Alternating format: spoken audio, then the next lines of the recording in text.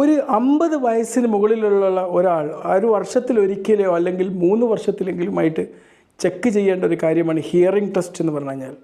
പലപ്പോഴും നമ്മൾ here loss എന്ന് പറഞ്ഞാൽ വെറും കേൾവിക്കുറവ് മാത്രമല്ല, അത് നമുക്ക് ജീവിതകാലം മുഴുവൻ നിൽക്കുന്ന വിഷാദത്തിലേക്കും നമ്മളുടെ ഓർമ്മയുള്ള പിശകളിലേക്കൊക്കെ നയിക്കാൻ സാധ്യതയുള്ളൊരു പ്രശ്നമാണ്. പലപ്പോഴും നമ്മളത് അത്ര പരിഗണിക്കാറില്ല. നമ്മളൊരു മെഡിക്കൽ പ്രൊഫഷനിൽ പോലും ആരും ഇത് അധികം റെക്കമെൻഡ് ചെയ്യാത്തൊരു ടെസ്റ്റാണ്. പക്ഷെ നമ്മൾ നിർബന്ധമായി ചെയ്തിരിക്കേണ്ട ടെസ്റ്റ്. അടുത്തതായിട്ട് നമ്മൾ നിർബന്ധമായി ചെയ്തിരിക്കേണ്ട മറ്റൊരു ടെസ്റ്റാണ് നമ്മുടെ എല്ലിൻ്റെ ഉറപ്പൊക്കെ അളക്കുന്ന ഡെക്സാ സ്കാൻ അല്ലെങ്കിൽ ബോൺ ഡെൻസിറ്റി ടെസ്റ്റ് എന്നുള്ളത്.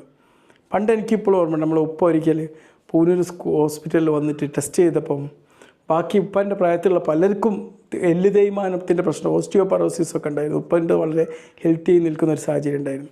ഇതുപോലുള്ളൊരു സാഹചര്യം ചെക്ക് ചെയ്യാനും ഇനി നമുക്ക് എല്ല് തേയ്മാനം വരാനുള്ള സാധ്യതയുണ്ടോ എന്നൊക്കെ അറിയാനും ഈ ഡെക്സാ സ്കാൻ അല്ലെങ്കിൽ ബോഡി അല്ലെങ്കിൽ